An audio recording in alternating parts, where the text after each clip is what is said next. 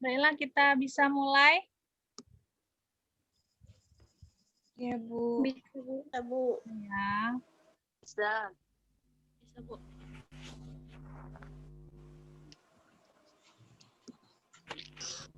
Bentar ya.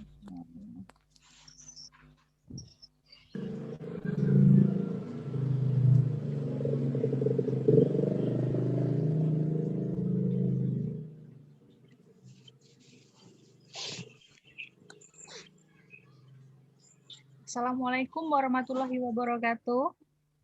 Waalaikumsalam warahmatullahi wabarakatuh. Ya, selamat pagi menjelang siang. Siang, pagi. Siang, Bu. Ya, Siang, Bu. sebelumnya saya mohon maaf ya karena seharusnya kita pada jam yang sesuai dengan siswa, tapi karena saya kemarin sakit, dari malam sakitnya, mulai sakit. Terus paginya kok masih sakit. Sebenarnya itu kurang tidur sih, karena saya kurang tidur. Jadi akibatnya sakit kepala gitu. Sebenarnya pemicu penyakit-penyakit itu kan kurang tidur dan kurang makan sebenarnya kan. Ini dimaafkan kan? Iya, Bu. Ya. Ya, Bu. Ya, sudah siang. Siang ini kita akan membahas tentang apa itu BK gitu ya, bimbingan konseling di SD. Nah, kenapa sih kok BK masuk ke ranah PGSD gitu kan? Nanti ngambil wilayah orang gitu. Sebenarnya enggak. BK, PGSD, PAUD, PLS, PLB itu semua satu rumpun. Jadi ke semua prodi itu semuanya dapat ilmu masing-masing dari prodi itu.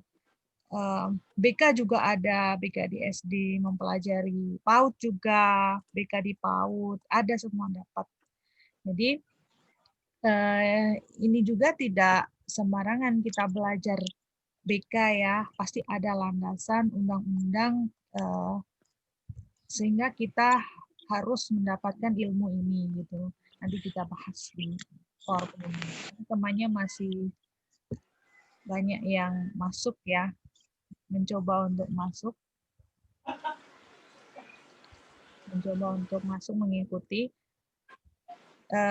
Yang pertama kita lihat di sini.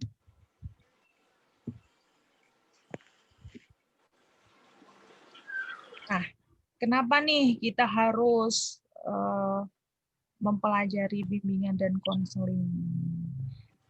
Menurut Undang-Undang Nomor 14 Tahun 2005 itu membimbing itu adalah salah satu peran guru di sekolah. Itu ada beberapa peran seorang guru itu yang harus dilaksanakan pada Undang-Undang Nomor 14 Tahun 2005. Nah, ini saya bukakan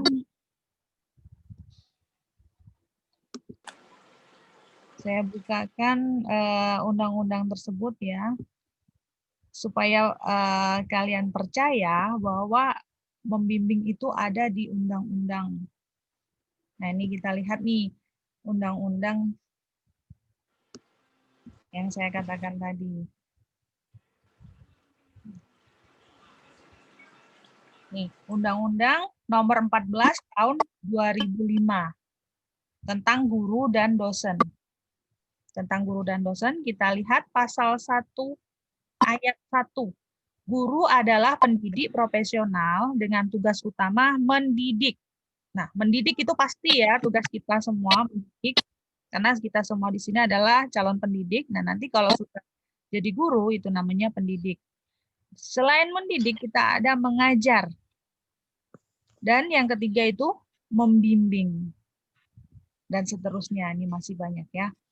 Nah, membimbing ini adalah tugas dari satu dari ketiga dan seterusnya di pasal 1 ayat 1 di Undang-Undang Nomor 14 tahun 2005. Nah, ini jadi wajib ya membimbing ya. Membimbing bagi guru SD. Kita kembali lagi ke PowerPoint. Nah, ini mengapa kita harus mempelajari BK di SD. Selanjutnya, mengembangkan peserta didik perlu strategi. Mengembangkan peserta didik. Contohnya, mendidik itu tidak harus punya beberapa macam strategi ya dalam mendidik anak, apalagi anak SD itu adalah cikal bakal anak itu menerima ilmu yang masih jernih lah otaknya untuk anak SD ya. Kalau anak SMP, SMA itu sudah pikirannya udah kemana-mana, itu udah terkontaminasi macam-macam. Nah kalau anak SD itu masih jernih, kamu masukin ilmu apa aja dia serap gitu. Nah, mengembangkan peserta didik termasuknya itu mengembangkan secara akademik, mengembangkan secara pribadi, sosial, dan karir itu perlu strategi. Strateginya gimana? Strateginya kita menggunakan beberapa metode pembelajaran yang digunakan pada mata kuliah. Biasanya mata kuliah pedagogik ya menggunakan metode belajar inquiry, metode belajar discovery learning, project based learning. Nah, itu perlu strategi dan tidak luput dari keilmuan BK juga di sana. Pasti kita menemukan kendala-kendala dari peserta didik itu, masalah-masalah yang timbul dari kita dalam menentukan strategi pembelajaran. Nah, itu kita harus meminimalisir permasalahan yang timbul dalam menemukan strategi. Selanjutnya yang ketiga itu cepat tanggap pada masalah anak. Nah, anak SD itu kemungkinan punya masalah nggak sih? Ada nggak kemungkinan punya masalah? Wow, Ada, banyak Bu. sekali, ya, banyak sekali kasus kekerasan anak. Itu kan di SD, selain di PAUD di SD ya, kekerasan anak. Terus bully, ya nggak? Bully. Ya, Bu. Pornografi juga sudah ditemukan di kasus di SD. Terus ada juga kasus-kasus yang menimpa anak SD itu meliputi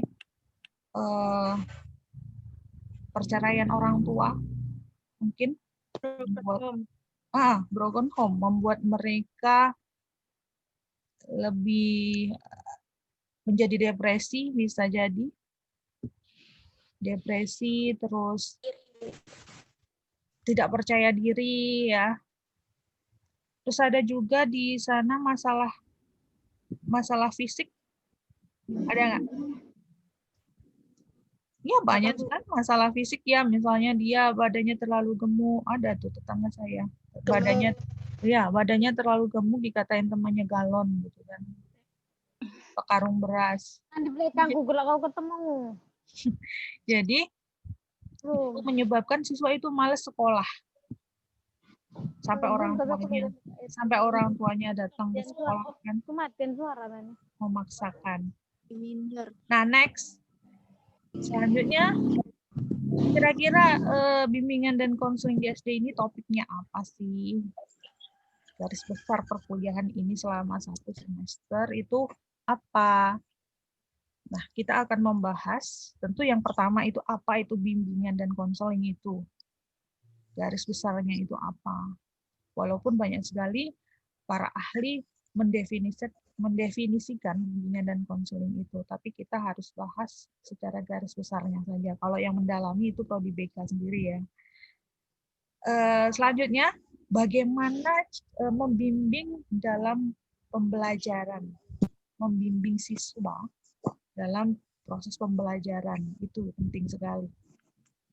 Selanjutnya, apa yang saya lakukan jika anak bermasalah? Apa yang saya lakukan?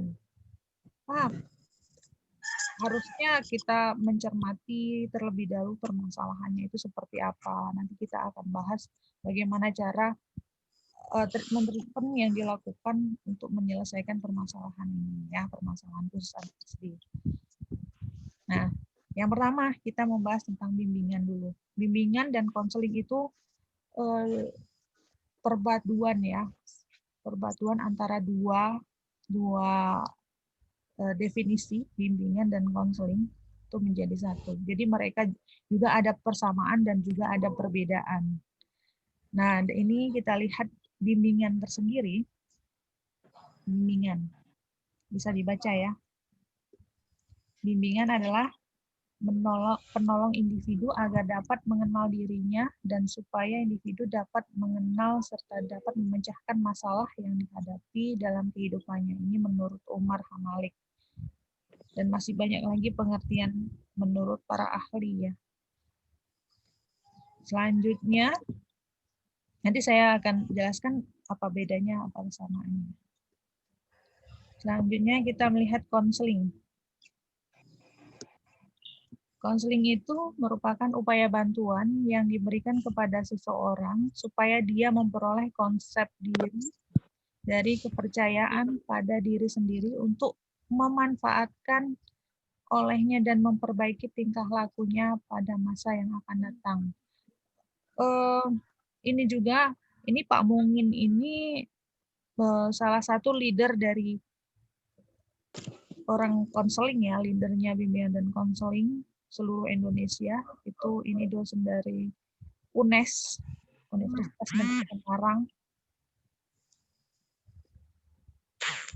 pakar BK-nya. Dan beberapa kali Pak Mungin ini mengunjungi Universitas PGRI Palembang. Kemarin sudah waktu akreditasi BK itu pengujinya Pak Mungin ini, Pak Mungin Edi Wibowo. Nah, dari sini kita lihat kalau bimbingan itu lebih ke siapa saja bisa melakukan dan meliputi meliputi semua aspek, ya, bimbingan itu. Bimbingan itu bisa dilakukan oleh siapa saja karena bimbingan itu misalnya membimbing, kan sering kita dengar nih, membimbing eskul, ya, itu juga membimbing. Membimbing apa lagi? Membimbing selain eskul. Kegiatan. Wah, ya, membimbing kegiatan organisasi. Terus apa lagi? Bimbingan? Apa kalau ikut belajar di luar kelas itu apa namanya? Kursus itu loh. Privat. Iya, kursus privat itu kan pembimbing juga, membimbing. Nah, kalau konseling itu tidak, itu harus orang-orang tertentu, orang BK yang melakukannya dan menggunakan treatment metode-metode dalam memecahkan masalah. Kalau membimbing kita bisa membimbing anak-anak itu kan dengan cara menasehati. Nah, kalau BK tidak menasehati saja, tapi cara memecahkan masalahnya itu ada caranya, ada metodenya. Memiliki keilmuan khusus. Next, kita lihat ciri-ciri pokok konseling. Nah, ini kita lihat di sini adanya bantuan dari seorang ahli. Terus proses pemberian bantuan dilakukan dengan wawancara konseling. Nah, ini yang poin pertama itu yang saya jelaskan tadi, adanya bantuan dari orang ahli. Orang ahli itu pastinya orang yang sudah menempuh pendidikan S1 BK, ya. S1 BK ditambah profesi, ditambah S2, nah itu lengkap. Sampai S3 itu lengkap, ya. Lebih bagusnya sampai profesor. Nah, selanjutnya proses pemberian bantuan dilakukan dengan wawancara konseling. Nah, wawancara konseling itu wajib, ya, dalam konseling. Jadi dalam menentukan atau memutuskan suatu masalah, membantu seseorang dalam memecahkan masalah itu tidak boleh dengan persepsi kita sendiri, tapi kita harus menggali lebih dalam permasalahan itu melalui proses wawancara dengan konseli itu sendiri. Konseli itu sebutan dari klien kita. Kalau dalam bahasa BK itu klien atau konseling. Kalau bahasa bisnis itu biasanya disebut klien ya, klien. Nah, kalau guru kelas nyebutnya peserta didik. Nah, kalau orang BK nyebutnya klien sama konseling, nyebutnya klien. Selanjutnya, bantuan diberikan kepada individu yang mengalami masalah. Nah, yang memberikan bantuannya itu diberikannya kepada individu langsung, jangan ke orang-orang yang di sekitarnya, nanti malah banyak persepsi yang timbul dari orang-orang sekitarnya. Jadi dalam BK ini riskan terjadi percecokan kalau salah-salah berikan bantuan, tidak langsung kepada tepat sasaran. Nah, ini ada latar belakang. Latar belakang adanya bimbingan konseling ini ya. Ini kita lihat adanya perkembangan ilmu pengetahuan dan teknologi yang pesat sehingga berdampak setiap dimensi kehidupan. Nah, ini maksudnya gini. Kita semakin hari itu semakin bertambahnya ilmu pengetahuan dan teknologi ya.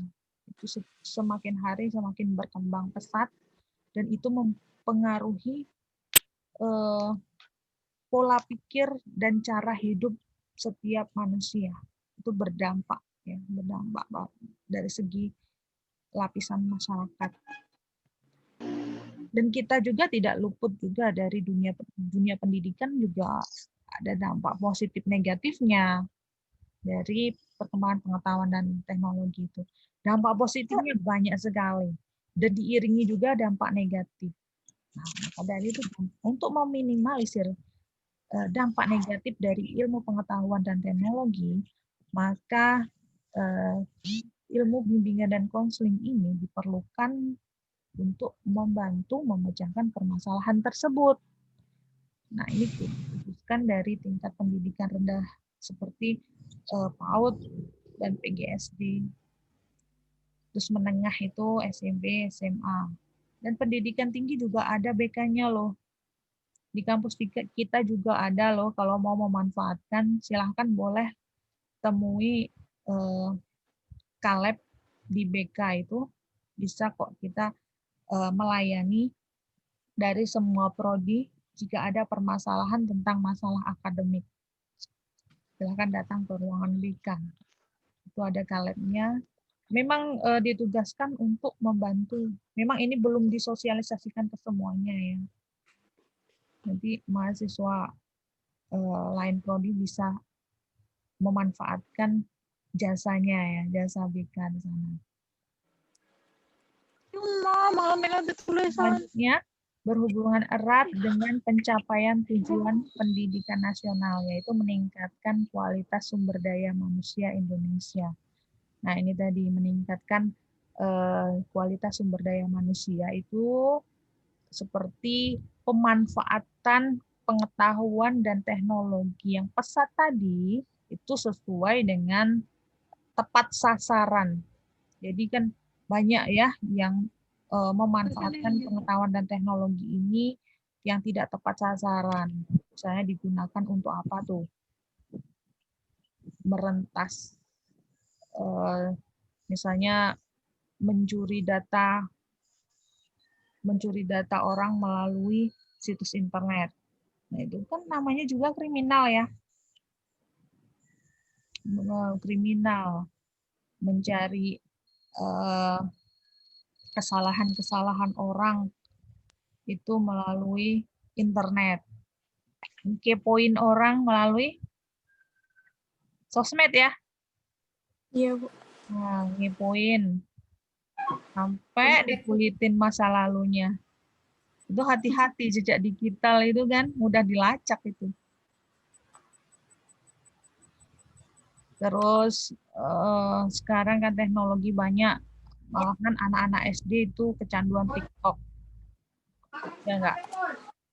Itu bisa menyebabkan gangguan jiwa loh, karena dia adiktif. Nanti denger musik sedikit langsung goyang-goyang. Itu kan udah refleks ke arah yang nggak jelas gitu ya. TikTok sindrom, Bu. Nah, TikTok syndrome, nanti bisa-bisa dia nggak makan sambil TikTokan. Yang ngomong tuh lah, Bu. TikTok syndrome. Ya ada bagusnya, ada. Ya, TikTok itu ada bagusnya dan juga ada jeleknya. Kalau sampai TikTokan di pinggir jalan, di tempat umum kan malu. TikTok juga bisa untuk menyampaikan pesan moral, juga bisa ya dibuat untuk menyampaikan pesan moral.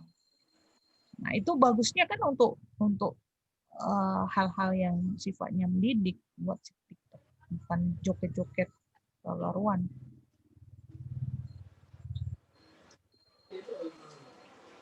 Oh ya, kita waktunya cuma 40 menit ya. Kalau misalnya nggak cukup, nanti bisa dilanjutkan. Nah, ini latar belakang ini. Nah, nanti lebih jelasnya, ini hanya rangkuman dari kemarin yang saya kasihkan ya, yang seabrek gitu. Nah, itu bisa dibaca, semuanya ada di situ. Ini hanya rangkuman sebagian kecil.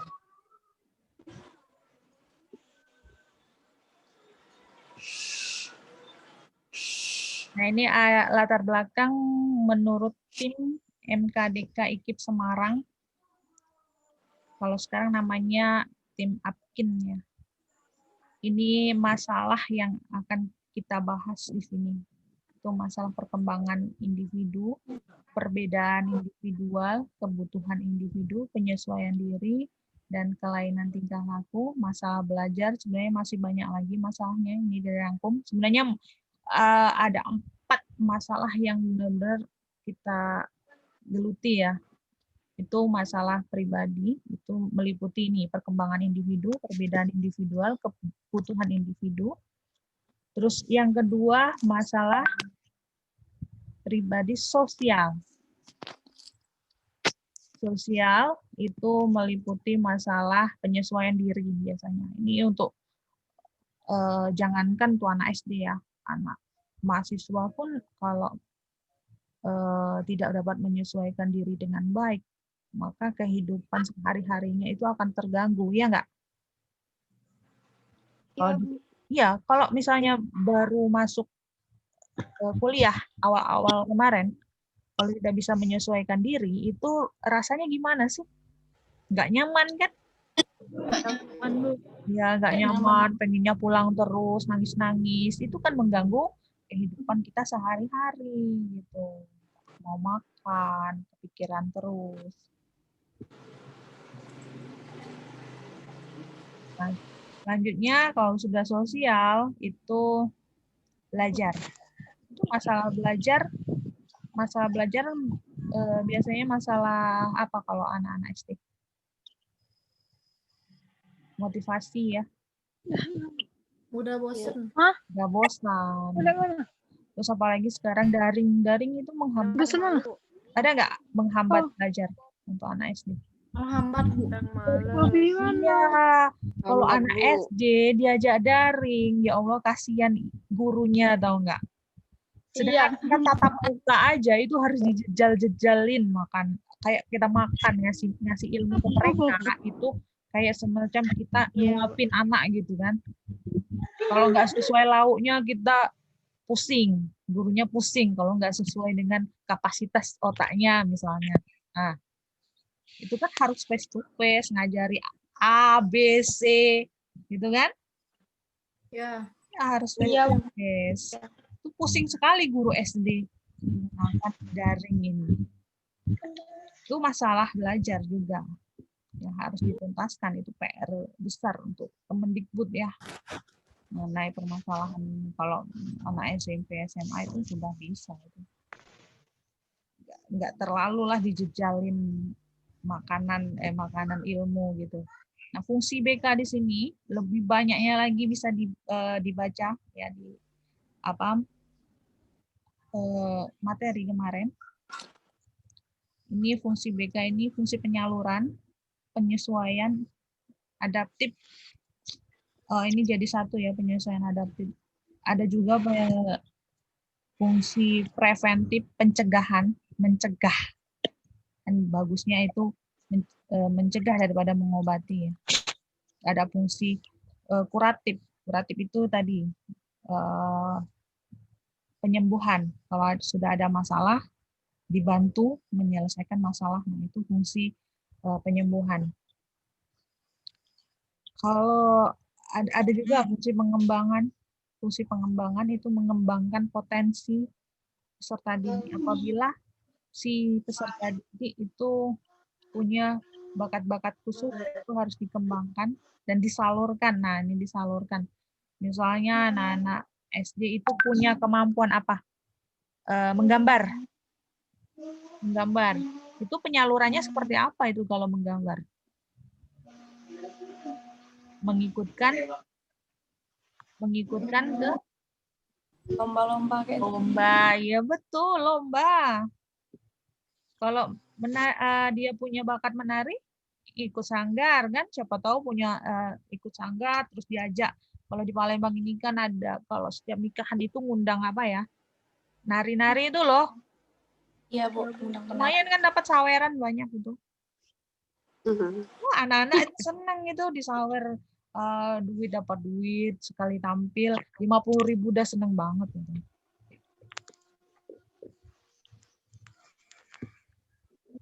Nah, ini prinsip BK. Waktunya tinggal 6 menit lagi ya.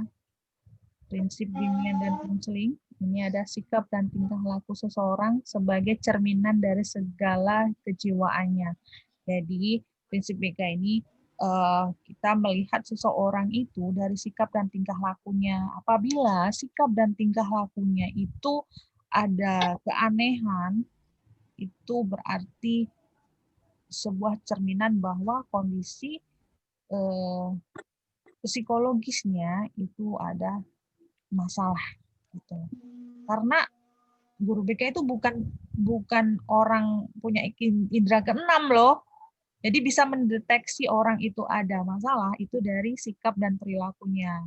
Sikap itu biasanya dalam menentukan sesuatu ya. Biasanya dalam mengambil keputusan sikap itu.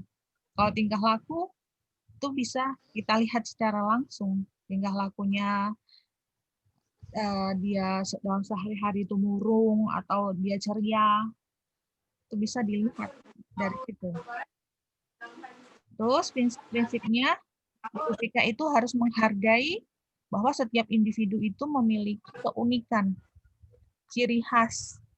Yang keriting biarlah keriting, cantik keriting, yang putih ya putih, yang hitam ya hitam. Itu prinsipnya. Jadi jangan sampai kita diskriminatif. Oh, saya mau melayani yang pintar aja lah, yang cantik aja, yang ganteng aja, gitu. Nggak boleh seperti itu ya. Setiap orang memiliki keunikan, memiliki keistimewaan. Nggak mungkin kita ditakdirkan itu punya kekurangan semua. Pasti punya keistimewaan. Selanjutnya, diarah pada suatu bantuan. Diarahkan pada suatu bantuan. Jadi apabila memiliki permasalahan tadi, kita arahkan, kita bantu mereka supaya dapat menjalankan kehidupan secara efektif. Ada yang ngantuk? Tadi kayak ada yang nguap loh. Ini waktunya tinggal 3 menit lagi kok. Udah ngantuk. Siapa nguap, boy? Ada yang nguap. Siapa itu? Ini memang jam tidur ya? Mary Bu. Jam rawan Bu. Jam rawan tidur ini. Selanjutnya ini Dila jauh, Dila. Selanjutnya, orang yang membimbing harus aktif dan inisiatif. Aktif kayak kita main bola itu kan jemput bola. Jangan sampai kita menunggu bola. Kalau menunggu bola terus, nanti keserang dong. Nah, jadi seperti itu. Guru harus inisiatif, mendeteksi apa kekurangan-kekurangan dari siswa itu. Harus punya inisiatif, kreatif, dan inovatif. Selanjutnya ada prinsip referral. Jadi gini, kita seorang guru jangan sok tahu, jangan sok semuanya itu menguasai ya. Jadi kalau misalnya kita mendapatkan siswa yang di luar kemampuan kita, itu harusnya kita merujuk kepada orang yang lebih ahli. Misalnya nih ada anak sakit kita malah ngerokin, kita malah jatuh kakinya patah, kita malah yang ngurut-ngurut. Nah, malah tambah parah. Nah, itu kita harus melimpahkan kepada orang yang lebih ahli. Nah, itu prinsip BK. Gitu. Jadi BK itu bukan dokter, BK itu bukan paranormal. Ya, jadi lingkup kita hanya 4 tadi. Ada pribadi, sosial, belajar, dan karir. Permasalahannya yang ditangani. Nah, ini masih banyak ya. Waktunya 2 menit lagi. Nanti kita lanjutkan. Kapan lagi ya? Mau membahas tentang ini loh. Ya. Kita lanjutkan lain waktu ya. Ya, Bu. Ya, Bu. Ya, Bu. Ya, waktunya tinggal 1 menit lagi. Mohon maaf atas keterbatasannya ya. Kita berdoa sama-sama semoga kita bisa kuliah seperti dahulu lagi. Ibu dari ya. Dari Rindu ngajar di kelas. absennya di mana, Bu? Absennya nanti Ibu kirim ya. Ya, Bu. Oke. Ini lagi enggak? masukin udah 1 menit.